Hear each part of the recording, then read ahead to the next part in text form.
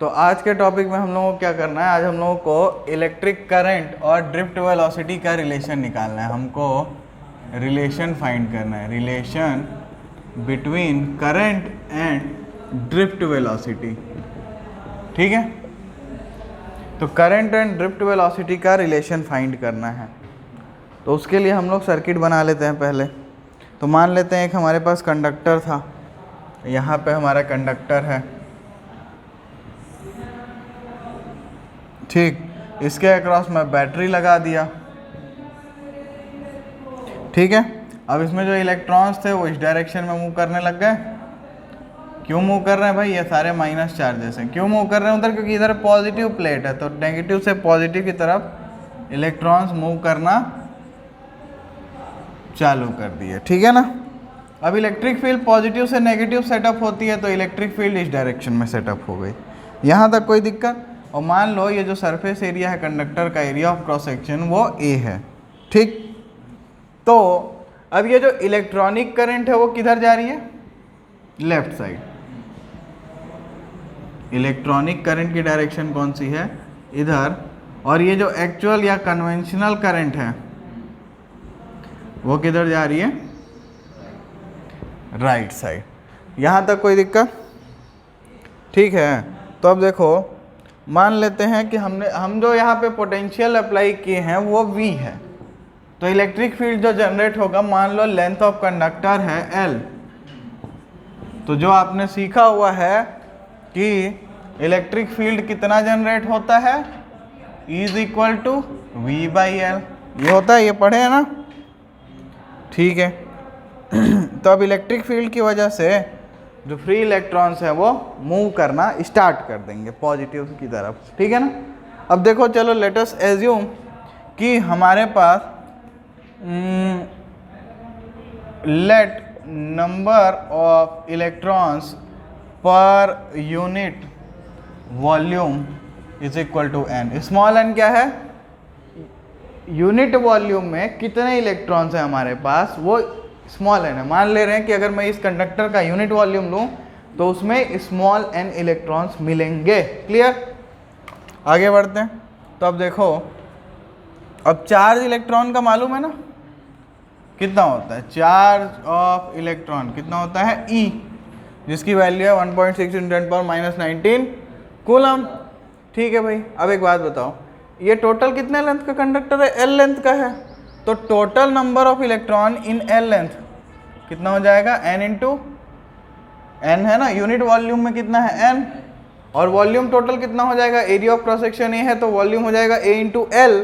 तो total number of electron in L length ना कितना हो जाएगा भाई? तो नंबर इलेक्ट्रॉन डेंसिटी भी बोल सकते हो क्या इसको? और क्या बोल सकते हो? इलेक्ट्रॉन डेंसिटी, किस तरीके से डिस्ट्रीब्यूटेड है इलेक्ट्रॉन। तो अब यहाँ देखो, number of electrons in L length क्या हो जाएगा? तो भाई number of electron into volume of L length. तो area of cross section A है, तो NaL हो गया। कोई दिक्कत इसमें? तो अब ये जो L लेंथ में टोटल चार्ज कितना होगा? तो Q is equal to NE। Number of electron मालूम है, E से मल्टीप्लाई कर देंगे। Total charge in length L कितना हो जाएगा? Q is equal to NE होता है ना, तो NaL इंटू E। कोई दिक्कत इसमें? अच्छा, अब देखो जो कंडक्टर मतलब जो इलेक्ट्रॉन्स यहाँ पे राइट हैंड से घुस रहे होंगे वो लेफ्ट हैंड से निकल रहे होंगे, है ना।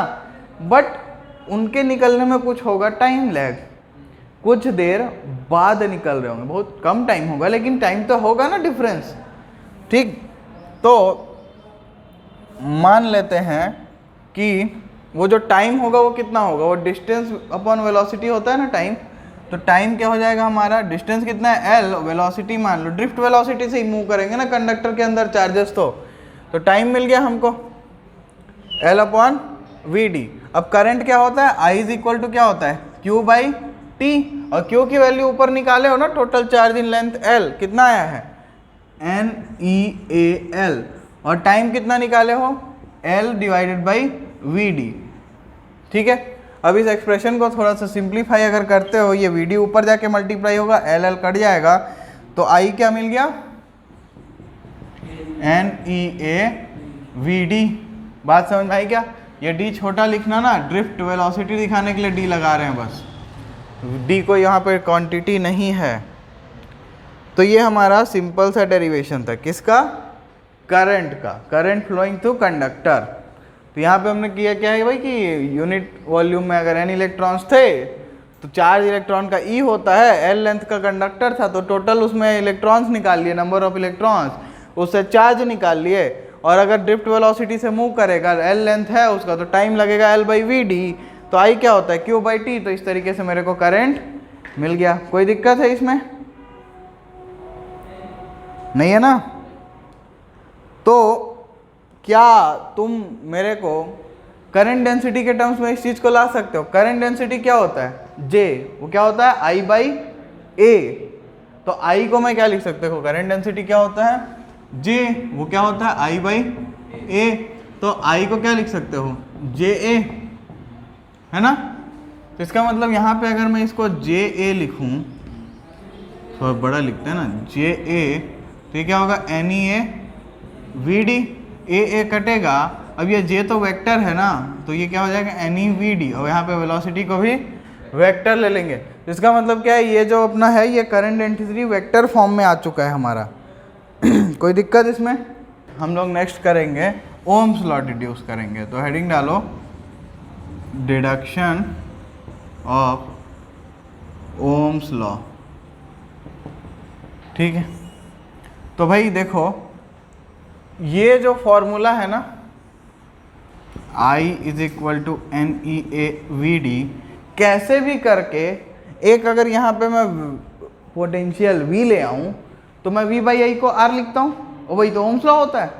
तो मैं क्या करता हूँ, चलो मेरे को याद आ रहा है थोड़ा थोड़ा, तुम लोग को भी याद आना चाहिए कि वी डी की वैल्यू क्या थी, minus E E tau by M, और इलेक्ट्रिक फील्ड को तो V बाई एल लिखते हैं, तो माइनस ई की जगह क्या लिखोगे, V बाई एल, तो एम एल हो जाएगा नीचे, और ये टाउ।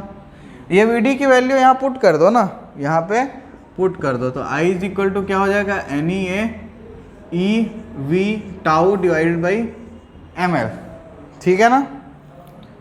यहाँ से V बाई आई निकाल सकते हो क्या? तो यहाँ से अगर V बाई आई निकालोगे तो क्या मिलेगा, देखो ये V यहीं रहेगा, I इधर आएगा, बाकी सब उधर चले जाएंगे, तो क्या बचेगा, ऊपर एम एल, नीचे क्या बचेगा, N E A E tau, N E A E tau. अब ये देखो ई मिला दो ना, ई स्क्वायर कर दो, टाउ हो गया, N E A E square tau. कोई दिक्कत, एन ई स्क्वायर टाउ ए, या N e square A tau, जो भी बोलना है बोलो। ठीक है भाई, यहाँ पे m क्या है, मास ऑफ इलेक्ट्रॉन, l क्या है, लेंथ ऑफ कंडक्टर, n क्या है, number of electrons per unit volume, e क्या है, चार्ज ऑफ इलेक्ट्रॉन, a क्या है, एरिया ऑफ कंडक्टर, टाउ क्या है, रिलैक्सेशन टाइम। आई थिंक ये सारी की सारी चीजें कांस्टेंट है ना? इसका मतलब मैं क्या बोलूं, v by I is equal to constant, है ना? इसका क्या मतलब है, v is proportional to I. यही तो था क्या ओम्स लॉ, यही था ना? तो इसका मतलब क्या है कि मेरा जो रेजिस्टेंस है वो ये होता है m l upon n e square A tau. बात समझ में आई? तो इस तरीके से हमने ओम्स लॉ डिराइव कर लिया। अब तुम लोग रजिस्टिविटी भी डिराइव कर सकते हो इसी से, कि इलेक्ट्रॉन डेंसिटी मतलब number of electrons per unit volume, और या फिर ये अपना रिलैक्सेशन टाइम, इनके टर्म्स में रजिस्टिविटी को कैसे लिखोगे। ठीक है, करोगे क्या, R is equal to rho l by A होता है ना, तो बस R की जगह रो एल बाई ए लिख दो, L और A हटा देना, जो बचेगा वो तुम्हारा आंसर होगा। चलो करके देख लेते हैं एक बार। हो गया इधर का?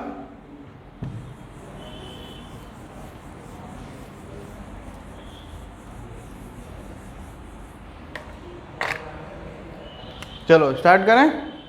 तो देखो R की वैल्यू क्या लाए हो, R यहाँ पर हेडिंग डाल लो, एक छोटा सा सब हेडिंग, ये भी एक हेडिंग था ना, एक और हेडिंग डाल लो, क्या डालो कि resistivity in terms of charge density, resistivity rho in terms of charge density and relaxation time.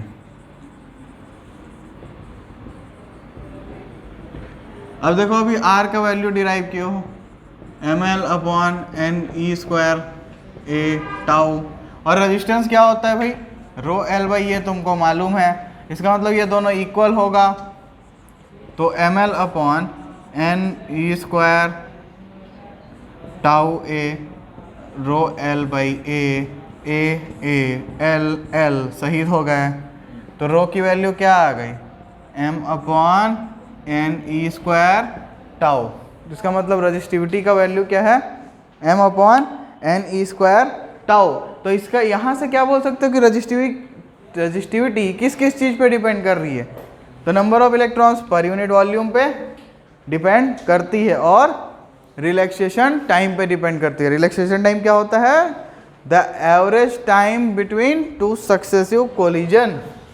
Clear है ना, कोई दिक्कत है क्या? अब अगला जो हम लोग करेंगे, relation between J sigma and E. J क्या है अपना करंट डेंसिटी, सिग्मा क्या है कंडक्टिविटी, और ई क्या है इलेक्ट्रिक फील्ड। तो नेक्स्ट हम लोग जो निकालने जा रहे हैं वो है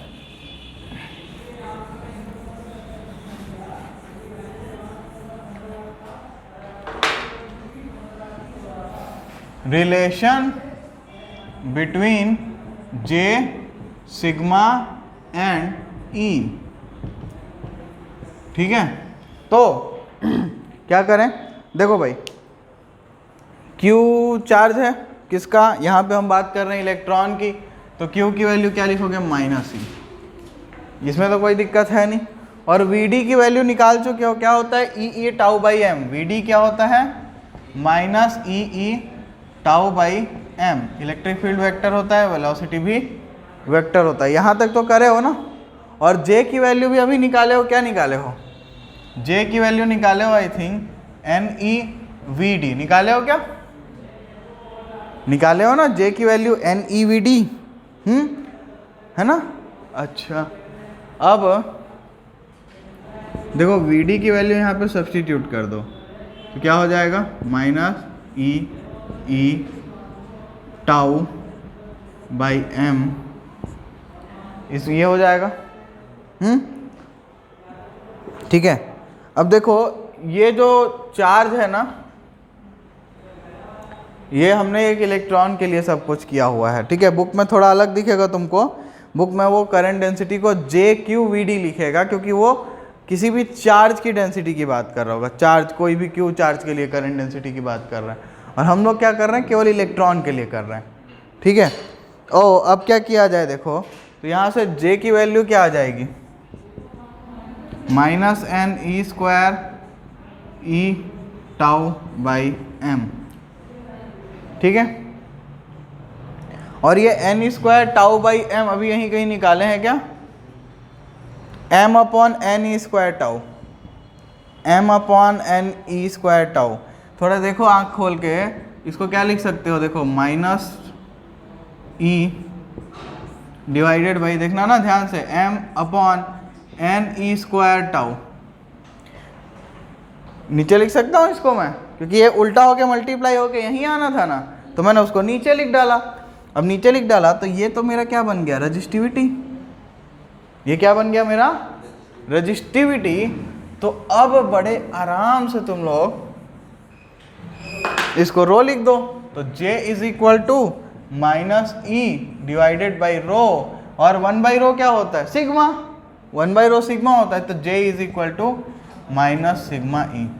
तो ये रिलेशन निकला करंट डेंसिटी और इलेक्ट्रिक फील्ड का। ठीक है, और ये हम लोग पहले भी लिख चुके हैं, जहाँ तक अगर तुम्हारे दिमाग में आ रहा होगा, तो E इज इक्वल टू क्या लिखोगे, अगर इसको उधर भेजोगे तो क्या आएगा, यहाँ नीचे जाएगा ऊपर जाएगा तो क्या हो जाएगा ρJ। ये रिलेशन को ना पहले भी तुम लोग लिख चुके हो, ध्यान रखो। ठीक, अच्छा, अब रेजिस्टेंस आता क्यों है, किसी को मालूम है? रेजिस्टेंस क्यों आता है? इतना सारा रेजिस्टेंस का बात किए हो, ओम्स लॉ में किए, फिर अभी उसको करंट डेंसिटी के टर्म्स में रेजिस्टिविटी डिफाइन किए, उसके अलावा तुम लोग क्या किए हो, number of electrons per unit length, मतलब चार्ज डेंसिटी के हिसाब से डिफाइन किया। तो कॉज क्या है रेजिस्टेंस का? रेजिस्टेंस का कॉज सिंपल है, क्या है? कोलिजन। जब चार्जेस मूव करते हैं तो वो खाते हैं टक्कर, और टक्कर होगी तो भाई क्या होगा? एनर्जी का लॉस, है ना। तो ये जो कोलिजन है ना, वही मेन कॉज है किसका? रेजिस्टेंस का। इसीलिए रेजिस्टेंस लेंथ पे क्यों डिपेंड करता है? सोचो, अगर तुमको ज़्यादा दूर जाना है तो तुम ज़्यादा थकोगे ना, है ना। अगर एरिया ज़्यादा होगा तो तुम कम थकोगे। सोचो, इसी रूम में अभी तुम बैठे हो, अगर यहाँ पे 1000 लोग भर जाएं, टक्कर ज़्यादा होगी कि नहीं होगी? समझ में आई बात? तो यही चीज़, तो रेजिस्टेंस इसीलिए एरिया पे भी डिपेंड करता है, ठीक। अब देखो, कुछ एलॉयस होते हैं जिनका यूज़ हम लोग जनरली करते हैं, किस में? जैसे नाइक्रोम का यूज़ हुआ जाता है, इसका रेजिस्टिविटी काफ़ी हाई होता है, इस वजह से इसका यूज़ कहाँ कहाँ पे होता है? एलॉयस की रेजिस्टिविटी हाई होती है, ठीक है, इतना ध्यान रख लो। टंगस्टन का यूज़ बल्ब में होता है ना। और तुम्हारा हीटर देखे हो, हीटर की कॉइल, वो भी एक रेजिस्टिव एलिमेंट है, क्योंकि हीटर जल कैसे रहा है पता है भाई? वो जो कॉइल है उसमें इलेक्ट्रॉन फ्लो कर रहे हैं, रेजिस्टिविटी ज़्यादा है। अगर रेजिस्टिविटी ज़्यादा है तो टक्कर ज़्यादा हो रही है, टक्कर ज़्यादा हो रही है तो हीट ज़्यादा हो रहा है। आई बात समझ में? तुम इंडक्शन देखो, इंडक्शन खोलो, उसमें भी कॉइल मिलेगा तुमको। तो जहाँ भी हीट जनरेट करना है वहाँ मुझे करना क्या पड़ता है? वहाँ मुझे रेजिस्टेंस हाई वाला चीज़ यूज़ करना पड़ता है, और उसमें एलॉयस हमारे ज़्यादा यूज़फुल होते हैं, क्योंकि एलॉयस का रेजिस्टेंस या एलॉयस का रेजिस्टिविटी ज़्यादा होता है। तो रेजिस्टिविटी मतलब रेजिस्टेंस ही है, ठीक है।